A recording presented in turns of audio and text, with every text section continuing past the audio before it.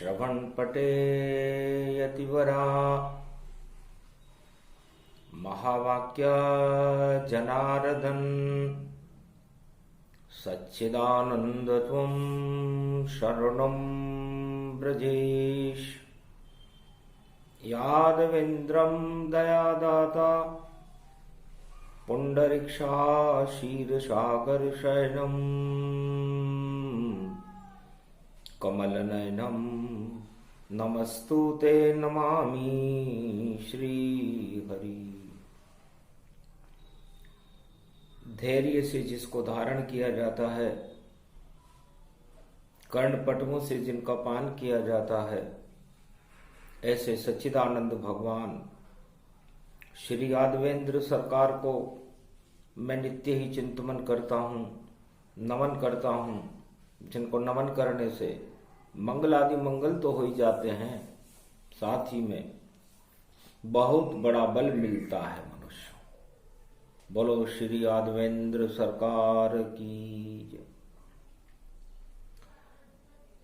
वाणी ब्रह्माणी करो वाणी पर नितवास, राम कथा वर्णन करूं पूर्ण कर्मा आस। राम ही सत्य राम भगवाना, रज रज में राम ही माना। पंच तत्व की देह का क्या जग में इतबार, ना जाने किस समय को जावे स्वर्ग सिधार। रोम रोम में राम भरो और करो कार्तिक स्नान, और सूरज षष्ठी पर्व है और प्रगटे राजा राम। ओम श्री राम रामाय मनोरमाय शस्त्रनाम तत्तुल्य राम नाम वरानने। ओम रामचंद्राय नमः राम भद्राय नमः राम रामाय नमः राम शिवाय नमो नमः। श्री रामेश्वरम शरणम शरणम।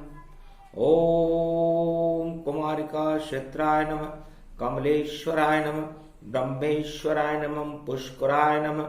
शिव शिवाय कैलाशाधिपति मानसरोवरम सर्वशक्तिदायकम वरदायकम। संगम तट गंगा जमुना सरस्वती, महातीर्थ क्षेत्र पावन तीर्थ गंगोत्री जमुनोत्री। केदारनाथ बद्री विशालम सर्वशक्ति महाशक्ति ब्रजमंडलम। जमुना जलम पावन स्नानम। सूर्य सृष्टि कार्तिक मास प्रारंभ सर्वशक्तिदायकम वरदायकम। कर स्नान कार्तिक कोई, सदगति उस जीव की होई। कागभुसुंड गरुड़ की वाणी, बोल रहे शंकर सुर ज्ञानी। काला कागभुसुंड था गरुड़ श्वेत समान, और घन घमंड हो गया तो कथा सुनी श्री राम। नीलगिरी पर्वत पर गरुड़ जी जो भगवान विष्णु के वाहन है, कार्तिक मास में कागभुसुंड जी के आश्रम पर आकर के और राम नाम का श्रवण करना पड़ा। सबसे सुंदर कार्तिक मासा, जिसमें होता राम प्रकाश। सूर्य वंश में राम जी और सारी सृष्टि होय, और कार्तिक मास में अमृत कृष्ण ही होय। कार्तिक मास में चंद्रमा में से अमृत भगवान कृष्ण की कृपा से टपकता रहता है, और कार्तिक मास में इस अमृत स्नान का बड़ा महत्व है। आज सूर्य षष्ठी है, बुधवार का दिन है। सबसे पहले गणेश जी की वंदना करनी चाहिए, क्योंकि सुमति गणपति जाना, उमा पुत्र गणपति को माना। प्रथम मनाऊं गणपति गौरी और देखो वंदन रहूं दिखाए। प्रगटो आसन पर गणपति नाथ और रिद्धि सिद्धि करे सहाय। जय गणेश लंबोदर बाबा और रिद्धि सिद्धि रहे लुटवाए। पाटे आसन आप विराजो मूषक वाहन पधारो आए। बुधवार पड़ गया रूपतन और मोदक लाडू देऊं खिलाए। और कृपा करो गणपति नाथ और शुद्ध बुद्धि अब दो प्रगटाए। सबसे पहले गणेश का और करे वाणी आवान। और बुधवार सूरज षष्ठी और आ गए गणपति भगवान। निराकार ज्योति के प्रकाश को प्रकाशमान करते हुए श्वेत कल्प के गणेश, विष्णु कल्प जो नारायण का जहां बैकुंठ में वास रहता है वहां पर गणेश का स्वरूप श्वेताकार होता है। श्वेत अर्क की जड़ और गणपति श्वेत समान।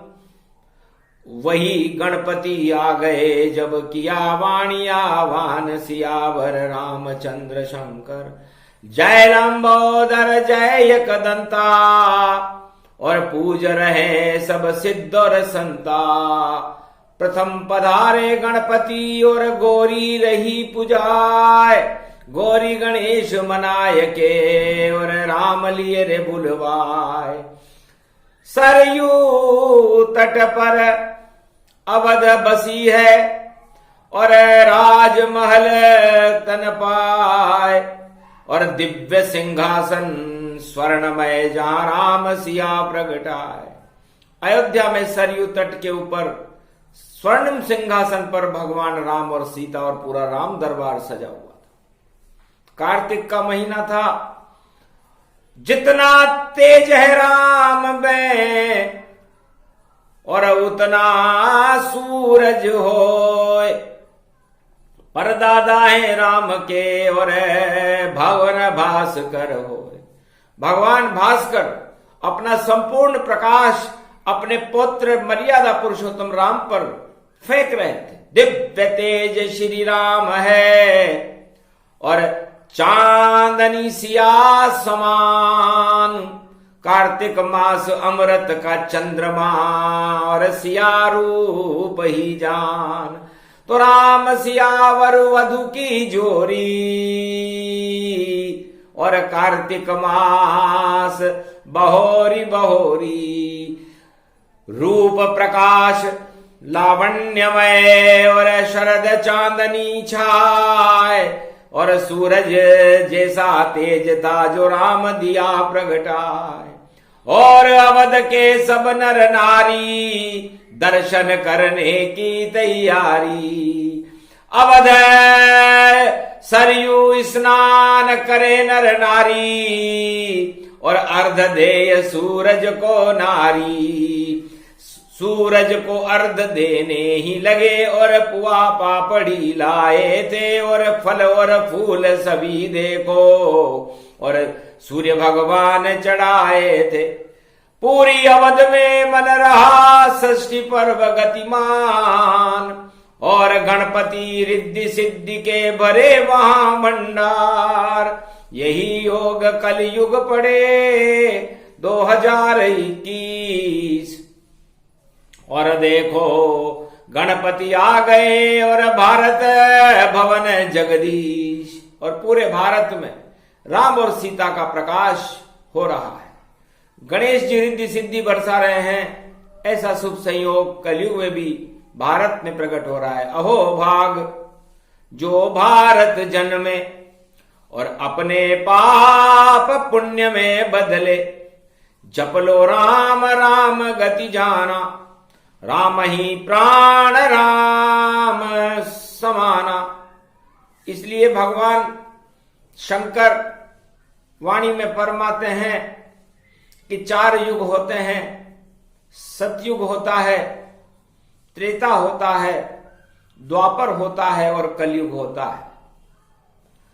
तो इस मृत्युलोक में इस पृथ्वी के ऊपर सतयुग केवल 13 महीने रहता है, क्योंकि पुरुषोत्तम का महीना और 13 मास गति जान, और 13 महीने में ही आते नारायण भगवान। 3 साल में एक बार और ये भारत में आता है, और जितने दानव होते हिरणाकश जैसे उनको ये साफ कर जाता है।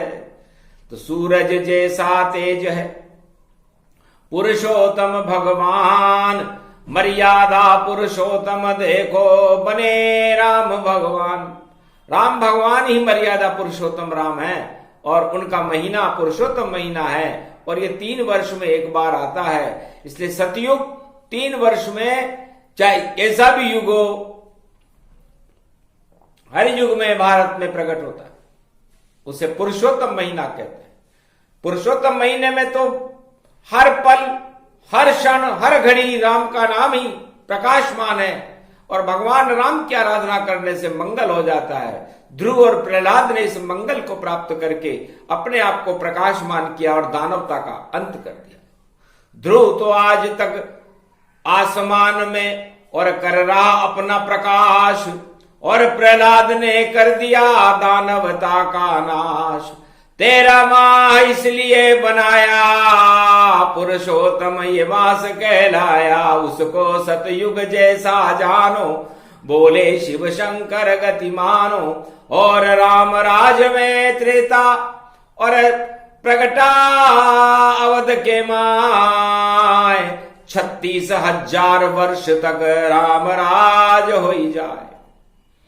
तो राम राज में 36,000 वर्ष की एक दिवाली हुई थी, और मर्यादा पुरुषोत्तम राम का भारतवर्ष में, संपूर्ण विश्व में अपना साम्राज्य 36,000 वर्ष तक राम ने चलाया। अयोध्या की जनसंख्या उस समय 33 करोड़ थी। 33 करोड़ ही देवता होते हैं। इसलिए जब भगवान राम का राम राज्य त्रेता में आया, तो भगवान शंकर कहते हैं उमा जी, 33 करोड़ देवताओं ने 36,000 वर्ष तक उस राम राज्य के प्रकाश को, उस सूर्य के तेज को अपने अंदर प्रकाशमान रखा था। ज्योति जली थी, दैविक भौतिकता नष्ट हो गए थे। और आया फिर द्वापर युगना, जहां पर ब्रज में बह रही जमुना, वहां प्रकट भगवान श्री कृष्ण हुए तत्काल। सारे काल ही नश गए और दिव्य रूप विशाल। 5,000 वर्ष तक चंद्रवंश गति जान, चंद्रवंश में जन्मे श्री कृष्ण भगवान। तो है उमा जी, सूर्य का प्रकाश न हो, सूर्य न हो, और ये पर्यावरण न हो, जनक जानकी सीता मिट्टी में से निकली है, जहां से वृक्ष उत्पादन होता है, खेतों में हरियाली पैदा होती है। तो उस पर जब राम भगवान अपना प्रकाश डालते हैं सूर्य वंश में, तो प्रकाश संश्लेषण की क्रिया से प्राणवायु पैदा होती है और जीवन तत्व बन जाता है। दैविक भौतिक ताप नष्ट होता है। शुद्ध प्राणवायु भगवान सूर्य वंश में राम जी प्रदान करते हैं। इसलिए चारों युगों में आज सूर्य सृष्टि है। सूर्य को लोग अर्घ देते हैं, इसलिए देते हैं कि हमारी रोग रहित रहें, हमारे घर में कोई दुख दरिद्र न हो। बुधवार में गणेश जी हैं और सूर्य वंश में राम जी हैं, तो राम जी का प्रकाश समस्त अंधकार को हटा देता है। इसलिए सूर्य बिना ये जगत नहीं और नहीं सृष्टि का नाम। सूरज में ही प्राण है और सूरज वायु समान। तो ये प्राण वायु ऑक्सीजन, जिसे अंग्रेजी में ऑक्सीजन कहते हैं, ये हर युग में भगवान राम की कृपा से प्रकाश संश्लेषण पत्तियों पेड़ पौधों से प्राणवायु अपने आप निकलती है मृत्युलोक में, और सूर्य रूपी राम जी और सीता रूपी पर्यावरण से ही इस सृष्टि का संचालन होता है। और 36,000 वर्ष तक भारत में दैविक भौतिक ताप नष्ट करके, और यही प्रयोग त्रेता में जाना और चंद्रवंश अमृत में माना। तो सूर्य की गर्मी हो और चंद्रमा की शीतलता, ये दो ही अवतार बड़े अवतार हैं उमा जी। एक रामा अवतार है जिसमें सूर्य वंश में राम जी है, और ये 12 कला के अवतार है, और 16 कला के अवतार भगवान कृष्ण है। जो चंद्रमा का अमृत है, ये अमृत टपकाते हैं, और इस कार्तिक मास में ये अमृत टपकता है, और ब्रजमंडल में 5000 वर्ष तक रास रचाते रहे कृष्ण, और सारे भोग हटा डाले, और योग लगा दिया श्री कृष्ण ने।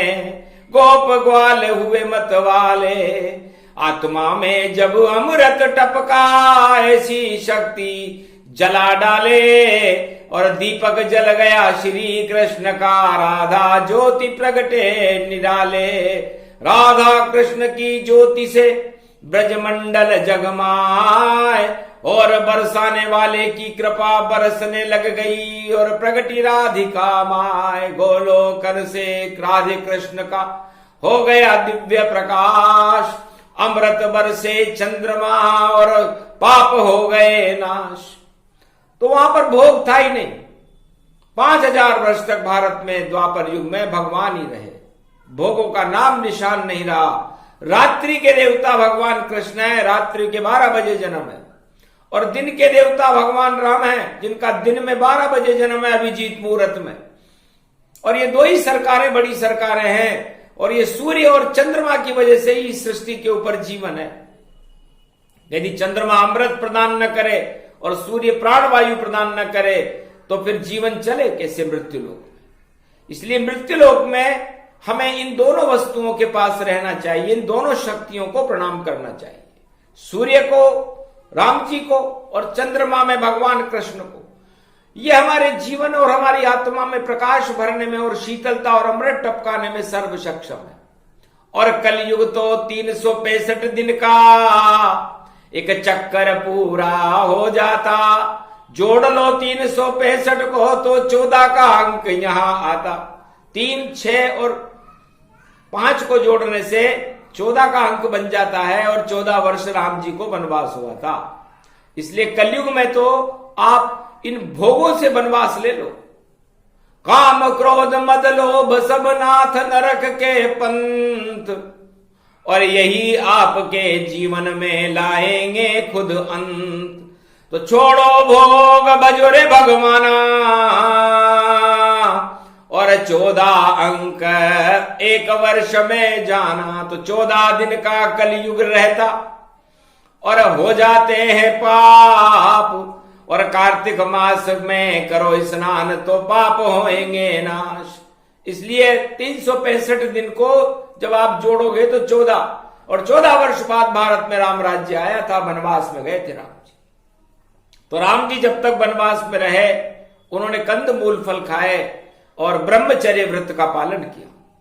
इसलिए कलयुग में हर मनुष्य को सात्विक प्रवृत्ति को अपने अंदर ग्रहण करना चाहिए, अधिक से अधिक प्रकृति के समीप रहना चाहिए, पर्यावरण की रक्षा करनी चाहिए, पेड़ और पौधे लगाने चाहिए, गंगा और जमुना सरस्वती में स्नान करके शुद्ध प्राणवायु का अधिग्रहण करके, और वनों में और जंगलों में भ्रमण करना चाहिए। यही षष्ठी सूरज षष्ठी, और यही कार्तिक मास, और जो भी करता इस व्रत को तो होता दिव्य प्रकाश, रोग रहित हो जाता है, और दरिद्र का होता नाश, अंधकार हट जाते हैं, होता दिव्य प्रकाश। इसलिए सर्वशक्ति गति मंगल मंगल, कलयुग छोटा जानोता है, और 14 दिन का कलयुग मानो, और 1 महीना सतयुग आए, और 36,000 वर्ष का द्वात्रेता, 5,000 द्वापर प्रगटाए। ऐसे चलती है ये सृष्टि, और कलयुग भोग त्याग करो जाए। तो कलयुग के समस्त भोगों का आप त्याग कर दीजिए। ये मृत्युलोक नश्वर है, और ये सबसे बड़ी शक्ति इसमें ईश्वर है।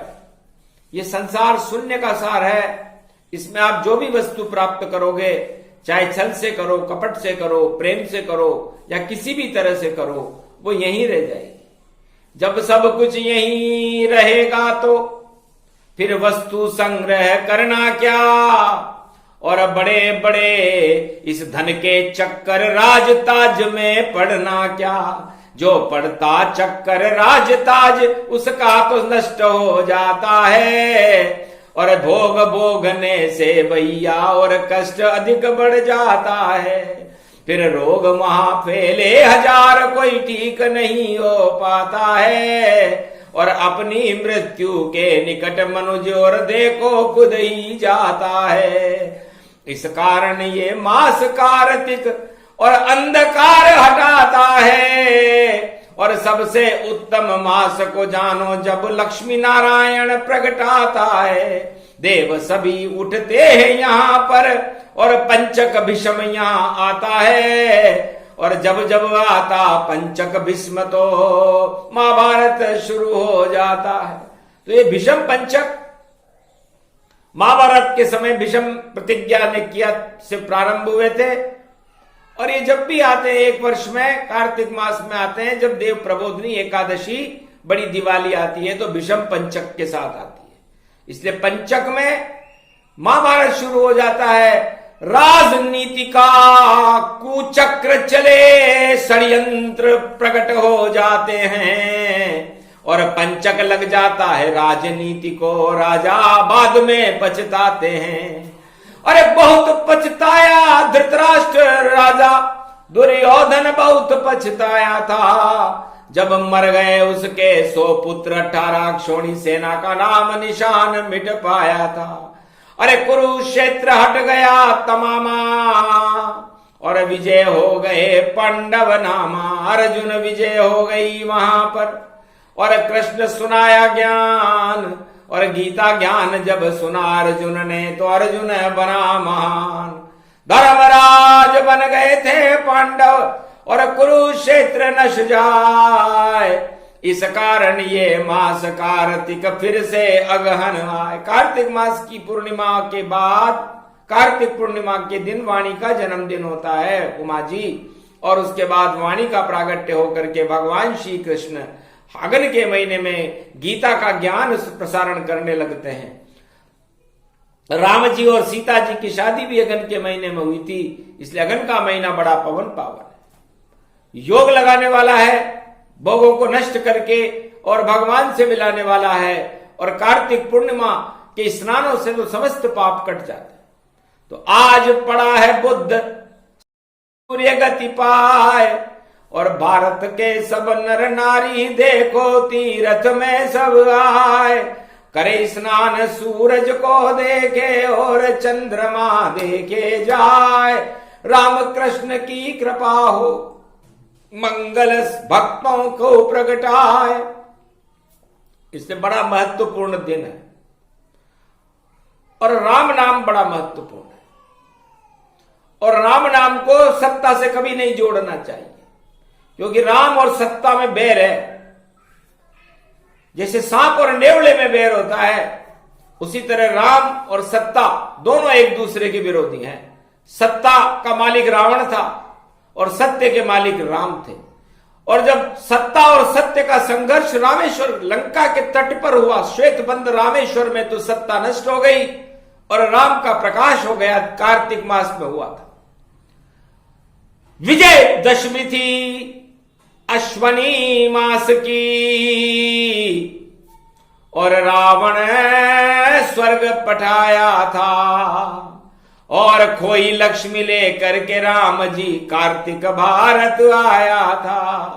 देव दिवाली रे मनी रे अयोध्या, वो दीप जलाए थे, और सिंहासन पर बैठे राम जी राम राज बुलाए थे।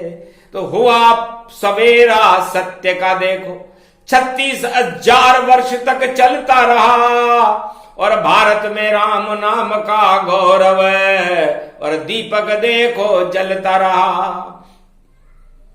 तो 36,000 वर्ष तक मर्यादा पुरुषोत्तम राम जो सूर्य वंश में थे, उनका प्रकाश संपूर्ण विश्व और भारत में अखंड साम्राज्य में प्रकाशमान रहा। कितना गौरवशाली पर्व है दीपावली पर्व, कार्तिक मास। राम राज्य की शुरुआत कार्तिक मास में हुई थी और मर्यादा पुरुषोत्तम राम ने अपने सारी अयोध्या और संपूर्ण विश्व का कल्याण कर दिया था। इसे कहते हैं सूर्य, सूर्य का प्रकाश, सूर्य का तेज। सूर्य हमारी आत्मा है और इस आत्मा को हमेशा राम नाम से प्रकाशमान रखो। मन भगवान कृष्ण को कहते हैं, चंद्रमा को कहते हैं, और चंद्रमा मन के राजा भगवान श्री कृष्ण ने 16 कला अवतार है। इसलिए मन में विष नहीं, अमृत भर के रखो। मन इंद्रियों के वशीभूत होकर के विष का पान करने लगता है, भोगों का पान करने लगता है। तो भगवान कृष्ण ने 5000 वर्ष तक गोप और ग्वालों को, समस्त ब्रजवासियों को यह सिखाया था कि ये मन दूषित मत करो। रास नहीं आएगा, इसलिए रास रचाओ मेरे संग और नाचो जमुना तट पर आए। अमृत भर लो इस मन में तो सदा ये मन प्रसन्न हो जाए। तो मन के राजा श्री कृष्ण है, आत्मा के हैं श्री श्री राम। और अब 2 ही शक्तियां बड़ी यहां पर, बाकी सबका काम तमाम। कल युग तो 14 दिन जानो और 13 महीने सतयुग मान। पुरुषोत्तम का महीना है, उसको ही सतयुग सब जान। तो 1 महीना होता है, 3 साल में आता है सतयुग। मतलब तीनों जगत गुरुओं की कृपा और तीनों जगत गुरुओं ने जो वरदान दिए हों, उन वरदानों को भी टाल दे। क्योंकि दानव शक्तियां बड़े बड़े वरदान जगत गुरुओं से ले लेती है, उनको हटाने के लिए सतयुग का ये 13वां महीना बनाया जाता है और उसमें वो सब वरदान विलोपित होकर के जो ईश्वर चाहता है वो हो जाता है। सबसे बड़ा महीना पूरे त्रिलोक में 3 साल में एक बार आने वाला पुरुषोत्तम महीना होता है, जिसे मर्यादा पुरुषोत्तम राम का आशीर्वाद प्राप्त है। और उस पुरुषोत्तम महीने में किया गया एक भी शुभ काम, एक भी हरि का नाम अरबों गुना बढ़ करके और समस्त पापों को हटा करके और भगवान से भक्तों को मिला देता। और त्रेता युग में तो मर्यादा पुरुषोत्तम राम सूर्य वंश में है।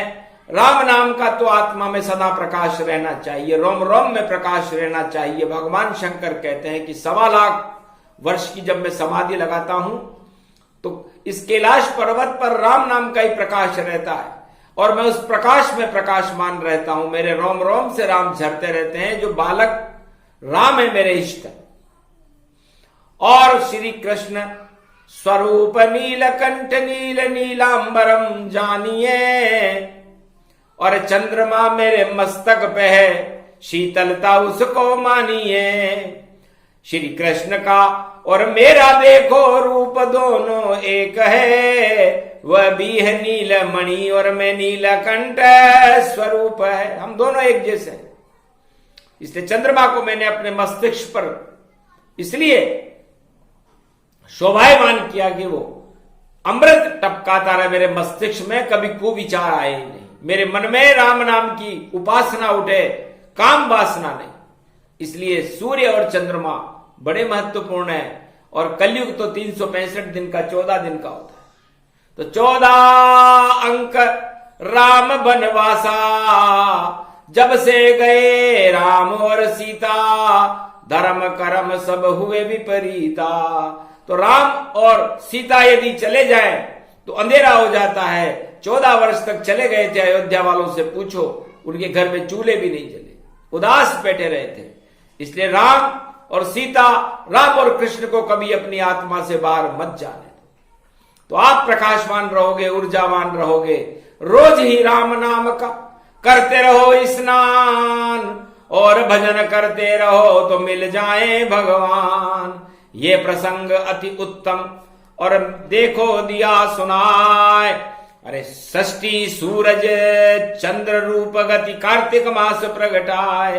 तो जो भी करे स्नान उसका मंगल होय। राम और कृष्ण की कृपा हो, नारायण की होय। लक्ष्मी कृपा उसको मिले, ब्रह्म कृपा मिल जाए। शिव की कृपा उनको मिले और नारायण प्रगटा।